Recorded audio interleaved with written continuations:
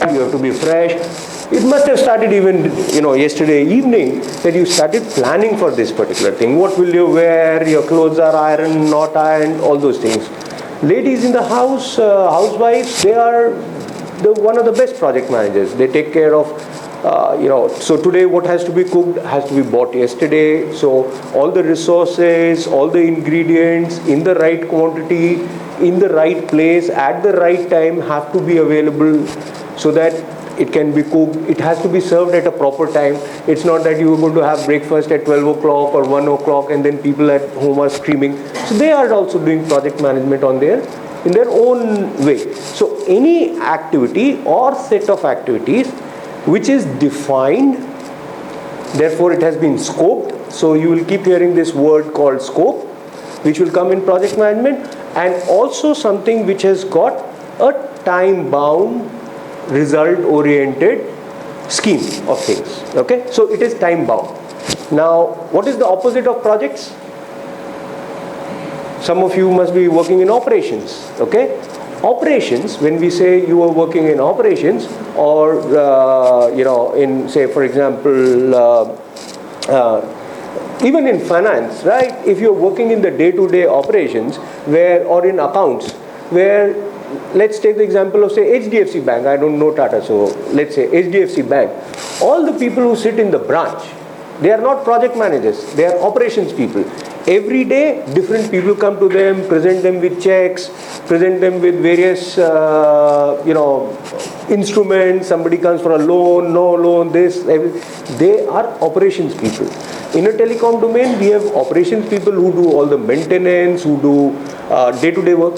They also do project management, but for their small bit. But mainly their work is operation, because somebody has to keep running it all over the time, right?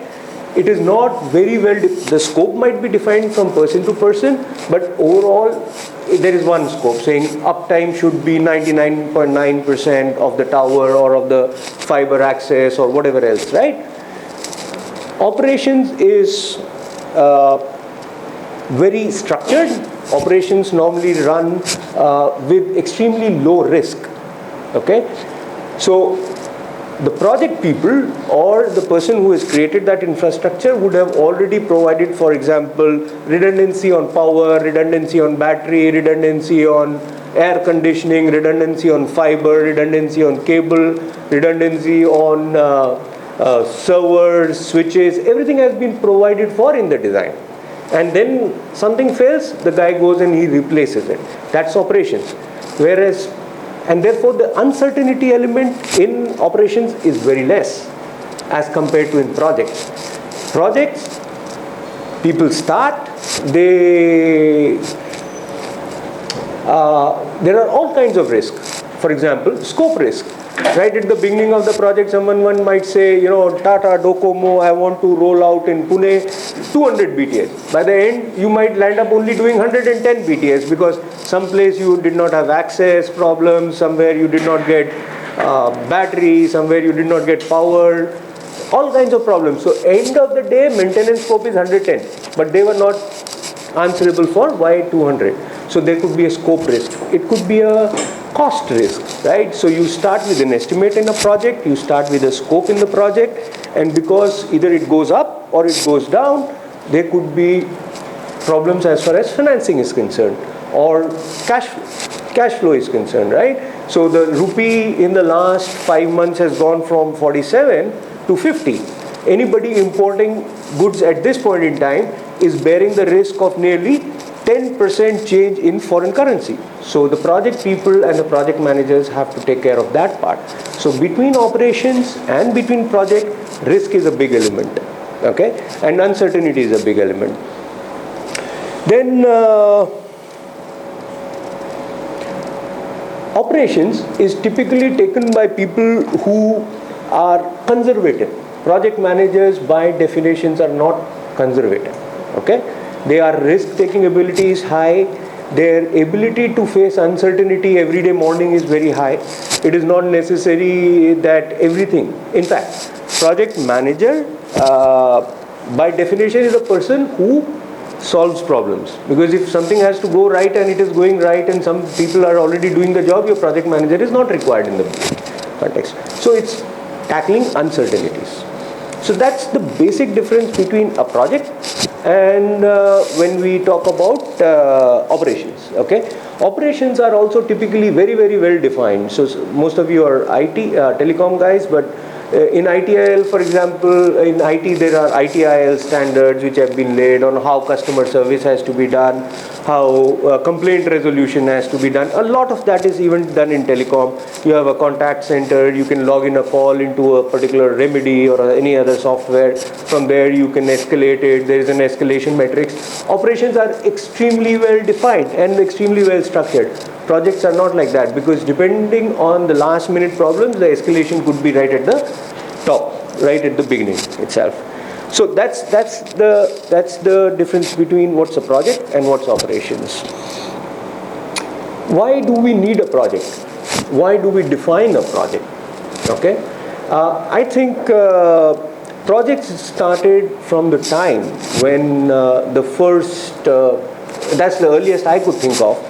Maybe a tribesman wanted to conquer the next tribe, and he wanted to maybe get more grains or get maybe more wealth or whatever else was there to capture. And for that, he would have had to plan his food supplies, he would have had to plan his people, the training of the people to go and fight a war. So project planning, I think, started long time back. But as a structured science, as a structured subject, project management came around in the 1930s after the Depression, and when they started the Industrial Revolution and they wanted to do things in a structured and fast way. Do you know that during World War II, Germany was producing as many as 1,500 airplanes per month? Right? 1,500 airplanes per month was the production during World War II. In Britain, because they ran out of steel, they used to take the steel from the road, from all these barricades which were there, the typical barricades which are put. They used to go melt that, and they were producing something like 800 airplanes a month.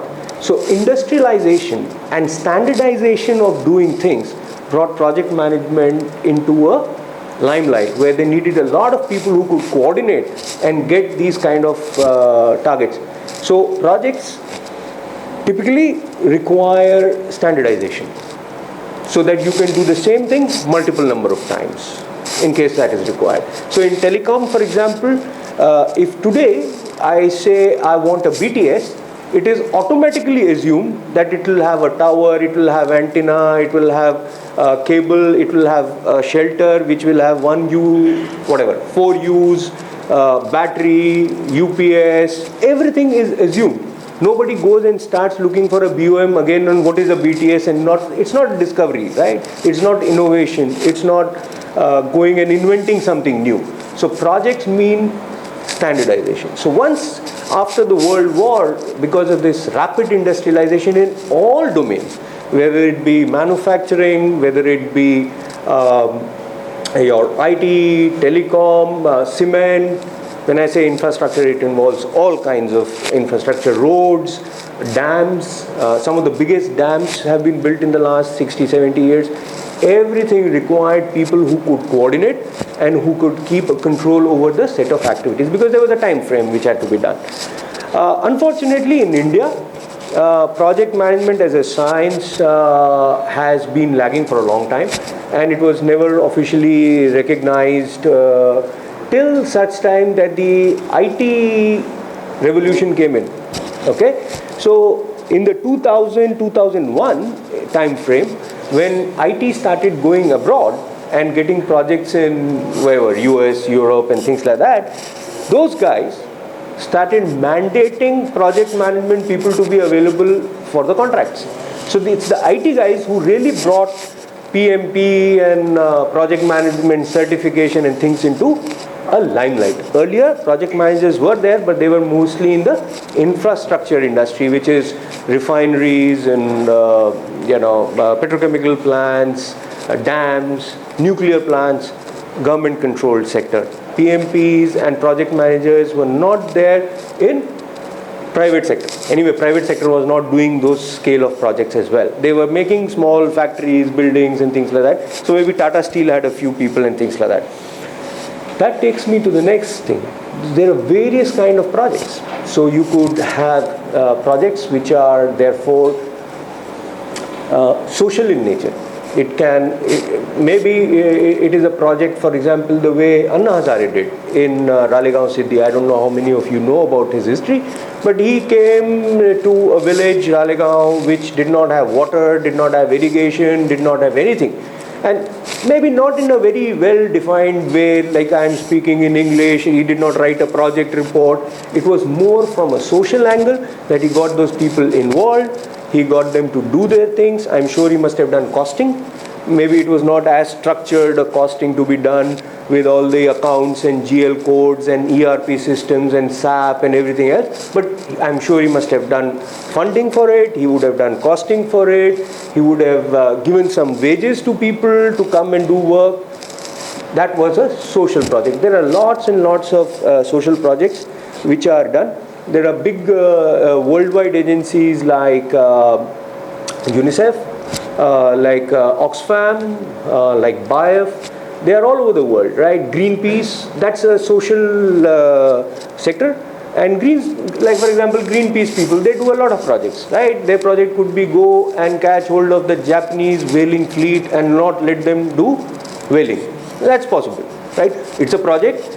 It has to be done in a defined time. It has to be done within defined costs. And if you guys watch National Geographic or something like that, I think it was National Geographic, I was seeing a program where there is a project manager for running a ship. Okay, and his job is that within the, as we discussed earlier, apart from uncertainty, he has fixed cost, he has fixed time, and he has to achieve some objective. So his job was to go and intercept the Japanese fleet in the Pacific Ocean at this point in time, right? And during that program, they actually show that he's running out of time, he's running out of cost, fuel prices have gone up, all kinds of issues are there. So that's one part of projects. Then you are already familiar with IT projects, right? So there are IT projects and 80% of the time they fail. That's what the statistics say. And they fail primarily because nobody is able to define what they want, right? It's very, very difficult for a person to define or a client to define what they want at the beginning of a project, okay? And that is why the stated objective is probably never met and they keep doing. The IT people, by the way, my personal opinion is they make the most amount of money because nobody is able to define what they want, right? So every time they go into change orders, management, getting escalations, more money. It's a very sustainable and good business. Then you've got projects by the government, right? So roads and infrastructure, you would be aware that the government, for example, in telecom, entire rural, which is the most current project of the government of India, most widely heard. Yeah, one of the biggest projects. Fiber network rollout, right? How are they financing it? USO. Very good. So that's one big project. They've got UID, right? Unique ID is also going on as a separate project, right? Even though it has been defined as an authority and it has been promulgated by an act of parliament and everything, but it is a project, right? 2 billion people to be mapped and kept. So that is a project. And Mr. Nilekani, you might have read in the newspaper, was having a tough time around 2-3 weeks back when he wanted 1,500 crores and people were saying, no, we can't give you this much money. So, but he's the project manager. Okay? So that's like a government project. Then there are government projects in the nuclear power sector. There are government projects. MNREGA. Have you heard of MNREGA? Yeah? National Rural Employment Guarantee Act, yeah, right? That is a project, right? And then there are other things which happen due to force majeure. Floods happen in Bihar, and you have to mobilize people and things like that. Why I am telling you this is it is different from normal operations. Okay, in the government sector, police is operations. They do daily in and out the same job again and again. They don't run projects. For them, a project probably would be go catch hold of some, terrorist who has put the bomb in Bombay. That could be a project. It has to be done in a time-bound manner. You have to prosecute, catch hold of the guy, put him in. After that, let's go back to operations. Beat duty, traffic duty, whatever, VIP duty, whatever duties they do. But it is different. So government also does projects, government also does operations. And then obviously the same thing applies to private sector, capital intensive projects. So you can have another definition where you have very, very capital intensive projects, or you could have service oriented projects. Service oriented projects are there in the IT industry where it is human capital, or some kind of technology that you are using, or there is some kind of IP that you are going to have which you are going to put to use, as against a capital project where you're going to have a lot of cement, steel, 1 million tons of this and 1 million tons of that, and then you go and fix it up, right? So those are the kinds of projects. Okay, let me ask you a question. Why do we need a project? Why not everything in operations? It will happen. Ultimately, it will happen. Why do you need a project? Oh, well, you have target in operation also. So you require 99% uptime or 99.5% uptime, and you require 4 hours SLA of repair, MTTR, whatever you call it. Timeline, there's a 4-hour MTTR. Mean time to repair is defined in operations, right? So within 4 hours, you have to repair a fiber cut or whatever else that you have.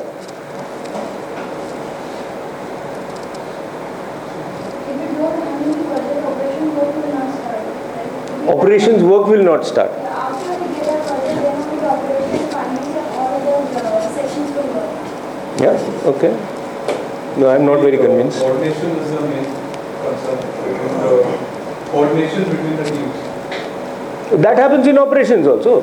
So if you see telecom operations, right from NOC reporting the first problem to the field access engineer going and actually doing, which could also be subcontracted to a vendor to fill diesel. So there are enough number of teams involved there. Right from client to NOC to the rest of it. I assume all of you guys are telecom, right? The guys who came in late. Most of you, right? IT telecom, okay. And engineering background. Yeah? Okay. Okay, I think those reasons which you gave are right, but the biggest thing is a project is required because to control uncertainty. Okay? The problem is uncertainty. The problem is risk. In operation, the risks are well defined. Okay? And countermeasures for those risks have already been taken. There could be disaster even after that.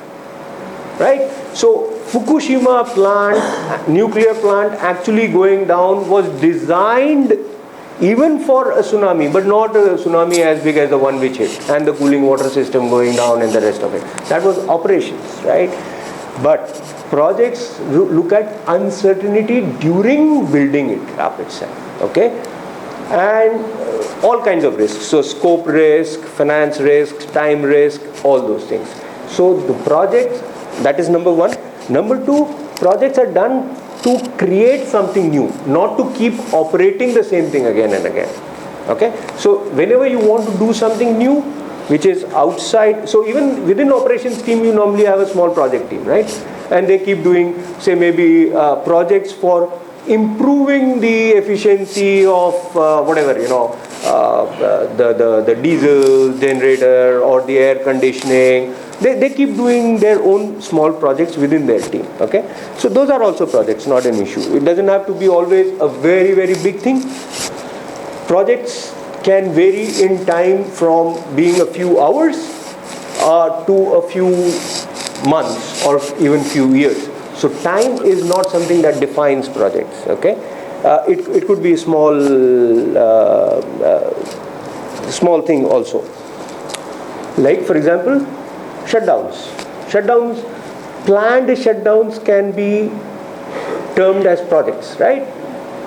So even though it is within operations, but you have a fixed timeline, you have a fixed scope, you know what to do, you have collected all the materials, your coordinator is there, every team gets in, fixes it, out. It's a major, massive upgrade, not the breakdown. Breakdown is operations. right? Anything which is planned is a project. Anyway, so the other reasons for any set of activities to be called a project is also that there is a lot of conflict resolution. So touching on the point that you mentioned, in any project there are various teams which are involved, right? So there will be say an engineering team, right? The engineering team wants, for example, they would say they want the most optimum site for giving coverage should be 80 meters high, right? And because there is power breakdown, worst case 6 hours, they want battery backup for 12 hours, right? But project manager may not have that many, funds for doing that. Maybe you get a site where maximum only 60 meters ground is required. Maybe the soil conditions are not proper and therefore you will not be able to put it there. Maybe you don't even get that site because of access reasons and things like that.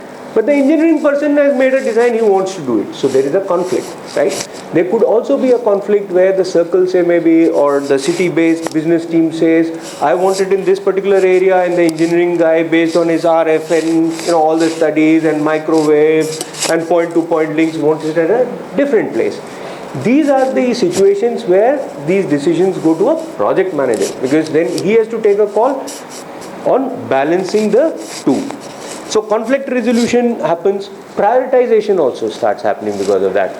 Okay, let us do this, meanwhile we will go and try and get access to this place and maybe we will do it later. So there will be prioritization of activities which have to be done during a project. In operations, typically all that is very well defined, but in a project, it is the project manager's definite job, and that requires the skill to be able to prioritize the jobs which can start now, which can start later. There is another thing which a project manager also has to do, and that is called input tracking. Okay. Now, what is input tracking? For example, there is a construction team which is going and constructing a tower. There is no point in going and asking that team why the tower is not up. That is a typical question even in the office you will be hearing. Ye nahi hua, wo nahi hua. All understand Hindi, right? Good. You all understand Hindi. You understand Hindi? You can talk Hindi? You can talk Hindi? Yeah, okay, good. I took a lecture once, and after talking for 10-15 minutes in Hindi, when I asked a question, 2 of them raised their hands, we don't understand. So this time I'm a bit more careful about, ask first and then say. So, these typical questions, this has not happened, right? And then the typical thing will be that everybody goes and jumps on the construction team and says, nahi hua. And all he will say is, mere paas to drawing nahi aayi. I did not have the right drawings, I did not know where to go and tap. My job is to go construct, but I did not. So project manager and project as a definition does input tracking. And this we will probably take it up when we talk about planning and scheduling also. Then another reason on projects is the resource allocation is limited. Okay, so a project typically starts with a feasibility report or a business requirement which comes to people, and then they say, okay, let us start working on this, and we will allocate say 20 people team and X crores and Y time, and you guys go and fix it. And obviously it is never ever possible to be able to do that job in that either time or in those resources, and you have to keep doing the justification. So the project people have to do a lot of justifying on why they need resources. Okay, and that leads me to the point that once you become a project manager in India, typically we are very, very hierarchy oriented people. We like being called presidents, vice presidents, senior presidents. So that gentleman, he will start by saying, I work in Puneet Garg's team. Puneet Garg is the CEO of Global Enterprise Unit. He runs probably 8-10,000 crores company. But we like saying, I work for Puneet Garg, right? It's Indian tendency. Whereas if you go to Europe or US, probably there are only 3 titles. There's only one CEO, there's a management layer, he could be called a project manager, and the next layer is engineer. Everybody, irrespective of the number of years of experience on an engineering project, is an engineer, period. There is no engineer, senior engineer, deputy manager, manager, senior manager. That kind of hierarchy is only in India. So if you say you are a project manager is a very, very responsible role, number one. Number two, and more importantly, project managers have expertise in at least one domain. This expertise is required because, we talked about uncertainties and resource allocation and all these kind of problems. To tackle that, a project manager need not know exactly how to make a drawing or to do the RF calculation and all, but he needs to know what is required to get it done. And that comes typically after either having worked in that domain or having worked over projects for a long period of time. So domain knowledge is very important for a project manager. In probably a lifetime or one career, you can have 2 or 3 domains where you can work. And every time you change, you obviously have to start from an engineer level and a relatively junior level to start understanding it. So for example, I've done petrochemicals refineries, and then I got an opportunity to start working on telecom. In the last 11 years is telecom. But if you tell me go and manage a project on pharmaceuticals now, or putting up a dam or something like that, I can do a theoretically good exercise. But I cannot do resource allocation. I do not know how much time it takes to do things. I do not know what activities follow each other. So it takes time. So if you guys want at any point in time to become project managers, you will need to continue in one particular domain. But then when I say telecom, within telecom you should jump horizontally into RF, network, access, switch, so that you know how those things work, what are the parameters which affect capacity, which affect performance, what are the demands on performance, how many engineers are required, how many people in shift, what kind of skill sets, what kind of costs they are going to get, what are the latest technologies which are available, and things like that. All this helps you. Does a project manager need to have an MBA degree? No. MBA is not required. MBA, project managers don't have to be MBAs necessarily. MBA type project managers, where they are required? They are required for projects where, say for example, merger and acquisition. These McKinseys and all these guys, they are project managers who have a MBA in, say, finance. Their domain knowledge is finance and merger and acquisition, and they work on projects which are about, say, 2 companies merging with each other, right? Now, 2 companies merging with each other, what are the various scope? Scope could be legal, scope could be people, it could be geographies, it could be processes, it could be finance, it could be debt, it could be, I don't know, I am not an expert on that, but they have project managers. So for example, ICICI or HDFC Bank, right? They have MBA people sitting as project managers wherever they give loan to, say, steel or power or any of these infrastructure, to be able to assess what those fellows are saying about the project, whether it is happening, not happening, and what is the effect on the balance sheet, for example. So it depends. It depends really what you do. Actually, how many of you are MBAs here? I'm not one. No MBAs, right? So what does an MBA do? Most of the MBAs, what do they do? MBA basically is that they are working either on an expertise which is on, say, finance, or on sales, marketing. Those are the 2 big ones. Apart from that, there could be IT systems, all those chota mota things. But it is a way of thinking. MBA, more importantly, is a way of thinking, which as engineers, I think we are all taught a way of thinking, how to solve the equations and how to solve the rest of it. So that bit is there, but I personally don't think an MBA is required to be a good project manager. What is important is domain knowledge, right? And people skills. So you don't get people skills or communication skills by just doing an MBA or just doing a degree.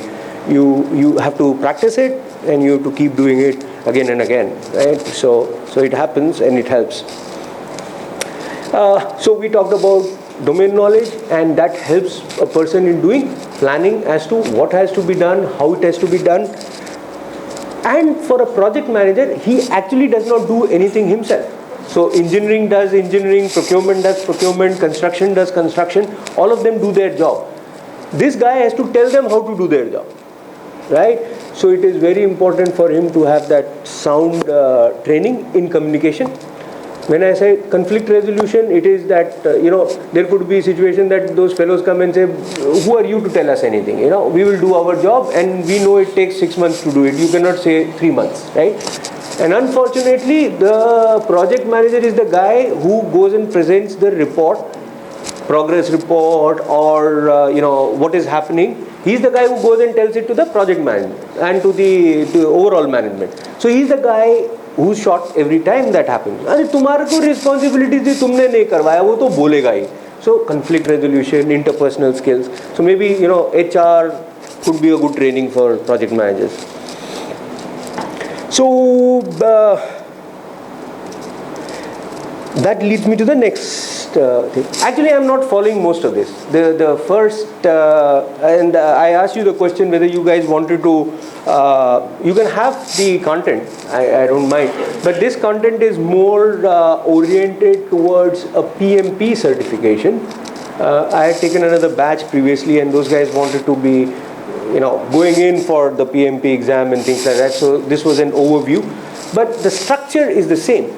I'm going to follow the same structure. I am picking up most of the words from this presentation and trying to give a meaning to you guys on that part. Okay? So you can take this and then. So from where I left, we've just been 40 minutes. Arey, you decide and fix one thing and leave it alone. Because it disturbs me. So these project managers are different from another term which you guys will see, and that is called subject matter experts. Forget it. You have to look at me. I'm better than that white screen probably. And Anita, this is very hot, Yes. And there's no way I can wear a jacket and continue doing this nonsense. Okay. So it's a temporary endeavor. I think I've covered most of this, right? So I also read this, and from that I took down some handwritten notes. And if you want, you can take this as well. They will be there with Anita, so that I can make a story out of it rather than reading it out from a slide. So there are two kinds of people. There are project managers and there are subject matter experts. Okay, SMEs. Right? Now what these SMEs do, they are confined to their own silo. They know only what to do within their own battery limits. They do not typically come and look outside their battery limits. Okay? So what a project manager does is, say for example, so we will stick to telecom because most of you guys understand. If you don't understand something, please raise your hand, the two of you. Right? So let's say RF engineering. Right? And the project is to roll out, say, 3G, right? So 2-3 people have done 3G rollout, right? So what does 3G rollout require? 3G rollout requires, let's start. It requires a business plan. Okay? So there will be business. There will be some amount of engineering. This engineering will be on, say, RF, there will be access, there will be switch, there will be core.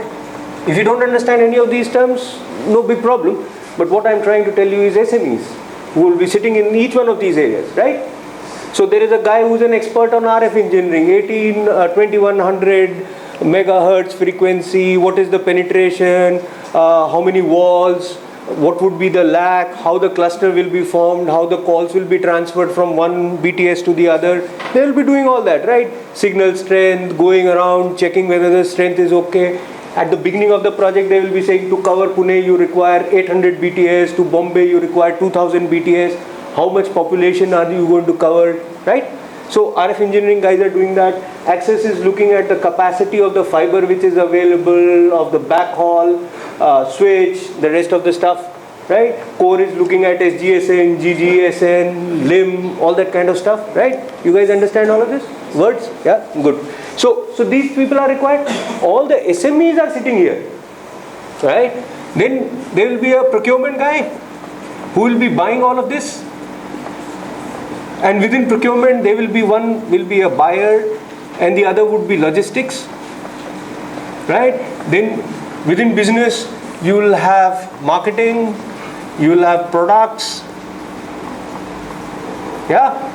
You will have, say, go to market, right? All of this will be there, right? Yes? Again? Better? Okay. Right? And apart from business, engineering, procurement, there will be IT. These guys will be looking at, say, the billing system, the mediation system, the CRM system. There will be CSD. They will be looking at call center. All these things will be required to be able to launch 3G service. Right? If you want to do it in one city, this has to be replicated for 300 cities in 13 circles, right? That is where we were talking about. So once you do it for one city, you have standardized the model. Now you can do it only you multiply instead of 200 BTS, you multiply by 1000 BTS or 800 BTS or something. But all of these activities will have to be done. All of these activities require one SME at least in all of these areas. Whether it be engineering, it could be marketing expert. The guy knows how to do marketing in Bihar is going to be different than doing marketing in Bombay, right? Right? The stars that you take to a party for launching in Bihar are going to be different. The dates for launching will be different. So the marketing people have their own way of doing these things in life, right? Products, there will be different kinds of products which you will launch, right? So it could be a 299 plan, it could be a 500 plan, it could be a 1000 plan. What kind of segment you are talking about, who will you promote this to, all those guys will be there. And for rolling out 3G, you require these people also. At different points in time in a project, you will require different types of subject matter experts. A project manager and the project management team ensures that all of them work towards one objective, right? So procurement guy cannot keep going and buying whatever he wants. He has to buy what comes out of engineering. And engineering has to engineer for whatever is the business plan coming from marketing. So how many subscribers, which areas are we targeting, which areas are more dense. So if I go to Bandra, I need more towers, right? Because the percentage of people who will be using 3G or moving to 3G in Bombay, in Bandra will be more than say in Vashi, right? Because here it is spread out, the density is not high, the population is not whatever, right? The usage, the target groups, things like that. So these people engineer based on what they tell, and there are iterations. You have to keep changing. And these people buy according to what they are going to get. These people, the logistics people will deliver according to what is required at which place. So you don't send all the 500 kilometer or all the 500 node Bs to one place only. You have to optimize on the costs of transportation. So which all warehouses you want to send it to, what will be the local levies which will be there, octroi is paid in, how many places do we pay octroi in the country? All of you from Bombay, is it? Huh? Maharashtra. So Maharashtra and Bombay are two different circles, so we have two circles. So Maharashtra Goa are one, is it? Yeah. No? Okay. So we have two circles. So octroi, in Bombay you have to pay octroi, right? In Pune, do you have to pay octroi? Yes, you have to pay octroi. Okay, good. So these people have to do the planning. Why I am leading to this? All of these fellows, these subject matter experts, apart from their own subject, also have to keep a cost and a time constraint, right? But it is not priority for them. They are just doing their job the best they can do. It is the project manager who has to keep a hold on all of this, and therefore the uncertainties, and therefore the change. So business changes and say maybe deletes one city and adds one city in an Excel file, which typically goes on an email to the project manager that we have dropped say Mohali. You know where's Mohali? Yeah, Mohali is a part of Chandigarh. Some people consider it a part of Chandigarh, others don't. Why? Because Mohali technically is a part of Punjab and Chandigarh is a union territory. So whether to include Mohali or not will be a very simple mail. We want to include Mohali. Now look at the repercussions. This mail has originated from here, gone to the project manager. The RF people suddenly have a new city, which is Mohali, where they have to go and do the RF engineering again. The buyer has to relook at his requisition and the purchase order and the quantities, including the quantities of spares and whatever else is required. Logistics has to include it.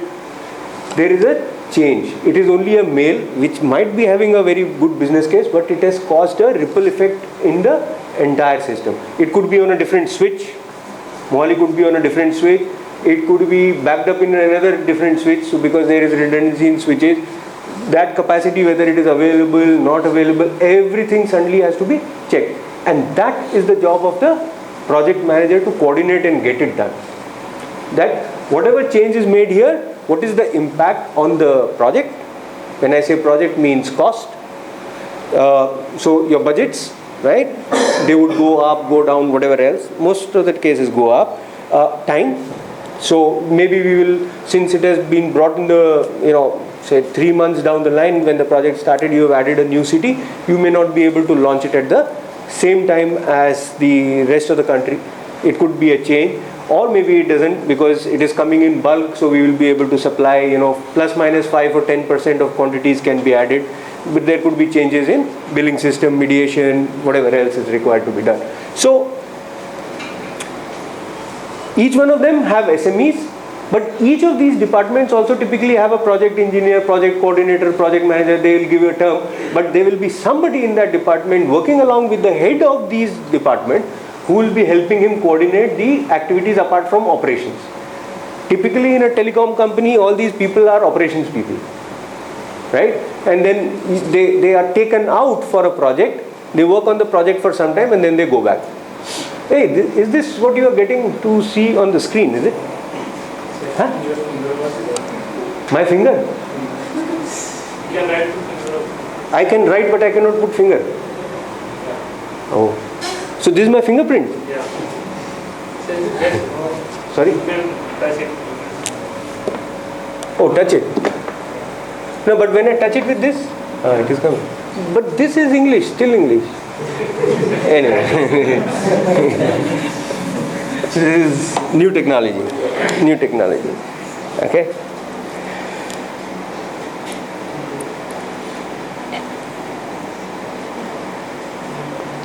So, going back, the project manager typically looks at the, okay, so there is another term you might have heard, and that is called program management. Have you heard program management? Okay. And project management, right? What is the difference between that? Any idea?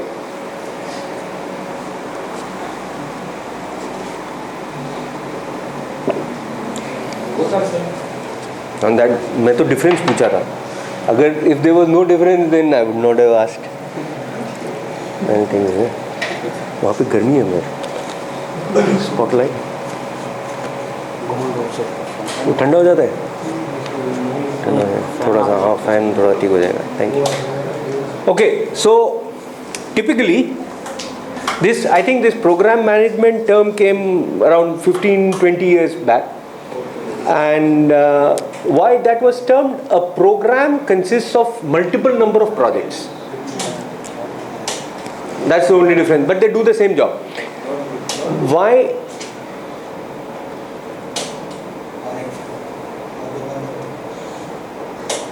Under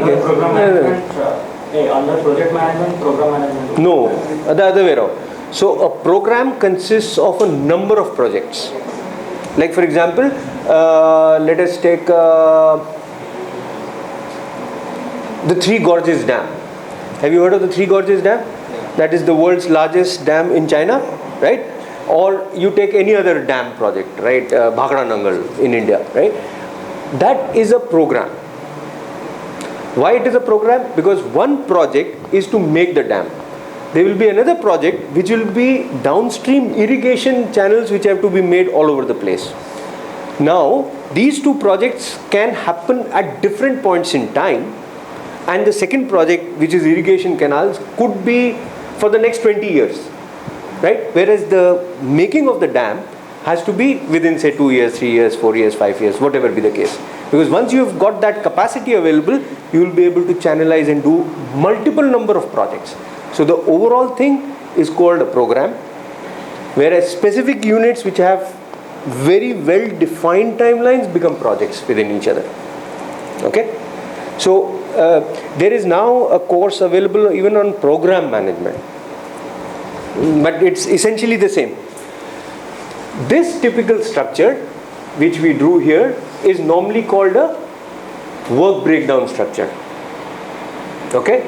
So for a particular project, you have broken it down into the various components